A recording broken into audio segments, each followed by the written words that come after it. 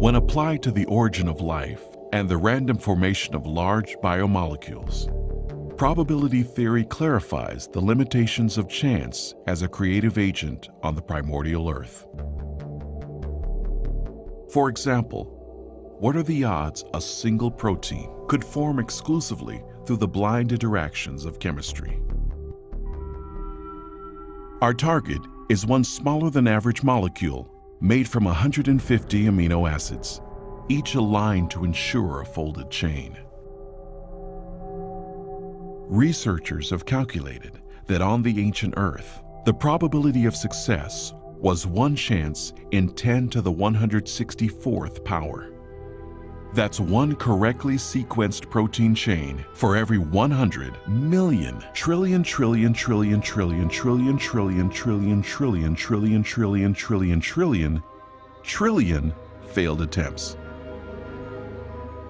But despite these enormous odds, some theorists argue that given enough time, anything is possible. Okay, let's test the validity of this opinion. We'll begin by establishing an ideal environment for chemical evolution, an imaginary world that will provide chance with every opportunity to succeed. First, we stock the oceans to capacity with amino acids. That means all the atoms on Earth, including its entire supply of carbon, nitrogen, oxygen, hydrogen, and sulfur, are available to form 10 to the 41st complete sets of the 20 types of amino acids used to build proteins. Then we'll alter the laws of nature to protect these building blocks from the destructive rays of ultraviolet light and chemical contamination in the primordial soup. Now let's turn the chemistry loose and see what happens.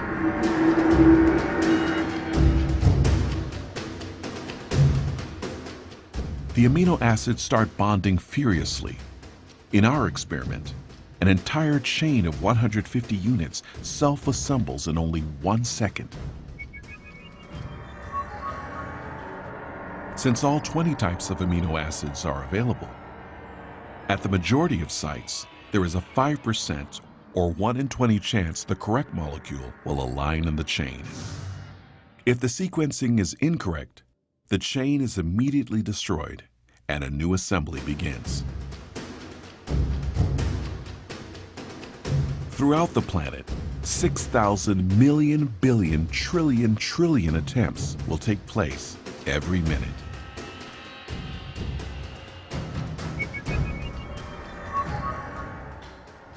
That means in 4.6 billion years, the oldest estimated age of the Earth, the number of chains that don't fold will exceed 10 to the 58th power. It's a staggering total, but nowhere near 10 to the 164th. The trials necessary, on average, to build a protein of 150 amino acids by chance. So if undirected chemistry can't produce our coveted molecule during the entire history of the Earth, then how much time would have been needed? To find out, let's take a road trip. We'll start by erecting a bridge that spans the diameter of the observable universe, a distance of more than 90 billion light years. Then we'll place an amoeba on one end of the bridge. This single-celled organism will travel at the breakneck speed of 1 foot per year. It's off. While we wait for one protein to form, by chance, the amoeba slides along for more than 5 billion years to cross the entire universe and then return. But this race is just getting started. The amoeba takes off again, successfully reaches the far side of the cosmos, then heads back home. Yet not even one functional protein is anywhere in sight. For the next trip, we'll add a payload. a single atom.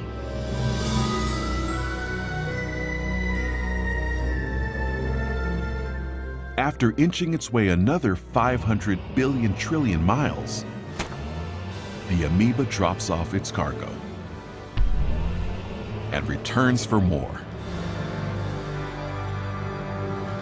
Will it get back before our lucky protein forms? Absolutely. In fact, it will complete another 10 round trips, then 20, 100, 1,000. And there's still no sign of a usable molecule.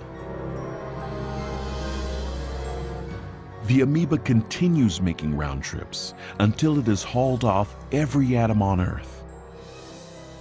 Then, all of the atoms in our solar system. Then, every planet and star in the Milky Way galaxy, one atom at a time. In fact, as we wait for one protein to self-assemble, the amoeba has so much time that moving at just 1 foot a year and carrying 1 atom per round trip, it will transport the entire universe more than 56 million times. That's how long it would take for chance to build one functional protein. Now, suppose against all odds, chemical evolution produced our single functional protein. Would we have life? No. We'd have one protein, just a lifeless arrangement of amino acids. The simplest living cell we know has more than 300 different proteins. But proteins are only part of the story when you consider any actual cell. Remember, you're going to have carbohydrates, complex sugars, nucleic acids, DNA and RNA, lipids, a whole variety of different chemicals which jointly constitute the living state. Those bits and pieces all have to be brought into the same microenvironment at the same moment in time. Each chemical building block must then be assembled and organized into the network of molecular machines that will control every facet of life. If we can appreciate exactly how hard it is to produce one molecular machine using nothing except atoms and energy, we can see that there's a profound problem, because once you have one molecular machine, you don't have a living thing. These molecular machines need other molecular machines. And even if nature was capable of producing all the molecular machines necessary, that still wouldn't be enough. They have to all be together, all in this tiny little membrane-bound space that we call a cell.